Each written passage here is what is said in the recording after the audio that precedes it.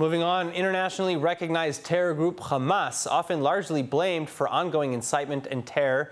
But recent events in the Hamas-run Gaza Strip are showing that perhaps they're no longer extreme enough.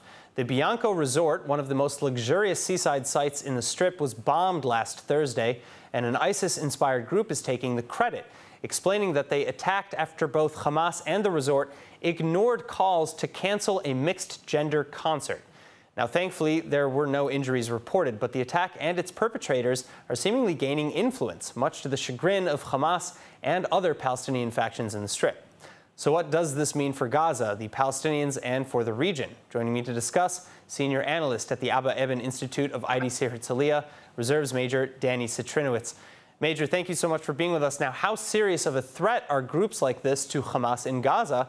And for that matter, what about in the Palestinian Authority? I think that the threat is still minor.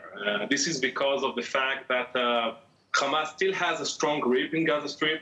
It uses its security capabilities and, of course, intelligence capabilities in order to make sure that they really oversee these groups, leaders, mosques, and, of course, the connection between ISIS infrastructure in Gaza and ISIS infrastructure in Egypt. Now, I think I'm not undermining this event, but I think that for now the threat is minor. But one other thing that I want to emphasize is the fact that this event really highlights the importance of strong governance in Gaza Strip. Now, I know Hamas is a terrorist organization, but for now it's the lesser of two evils. We can work with Hamas, have some interaction with, we're putting some pressure on it through the Egyptians. So between the choice of ISIS and Hamas, for now, we're better off working in a way with Hamas, making sure that there is still governance in the Gaza Strip, and groups like ISIS are being taken care of by Hamas. So what can Hamas effectively do about this threat?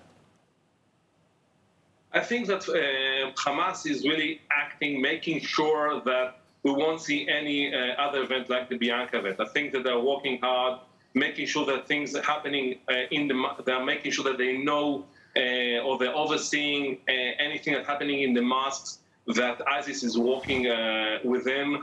They are using a lot of intelligence capabilities, making sure that they are oversee the connection between ISIS in Egypt and ISIS in Gaza. So they won't see some sort of radicalization on this group. And I think they really want to contain this group, making sure that there'll be isolated events and Hamas will still have the upper end.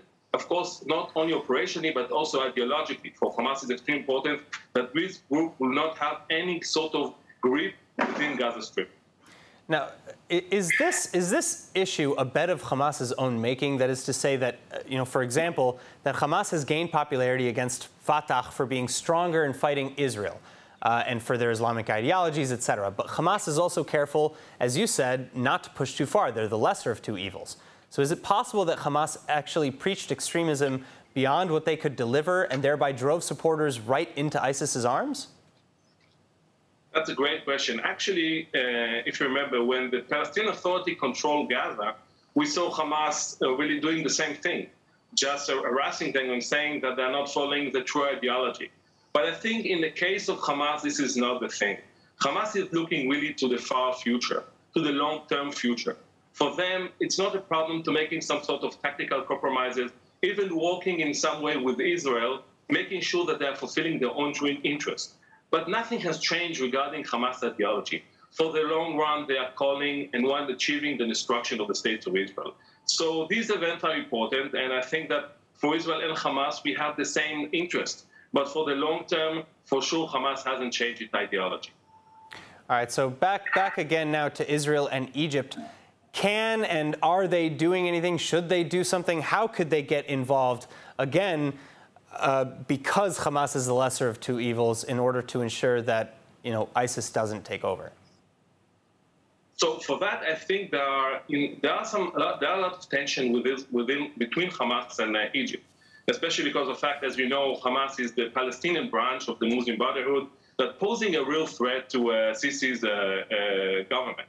But regarding ISIS, there are mutual interests. Both sides want to work together in order to weaken ISIS presence in Egypt in Sinai Peninsula, and of course in Gaza Strip. So I think that this kind of cooperation, operational one, but also intelligence one between Hamas and Egypt can come to play. So I think that two sides are working together in order to work against ISIS presence in their own domain. So I think it's important. It also regarding Israel, I think this kind of cooperation between Hamas and Egypt is important because it allows Egypt to put a lot of pressure on Hamas when relates to Israel interest. So in that sense, I think Egypt and Hamas working together, that's not a bad sign regarding Israel interest in Gaza. All right. Major Dan Citrinowicz, thank you so much for being with us. Thank you for having me. Thank you very much.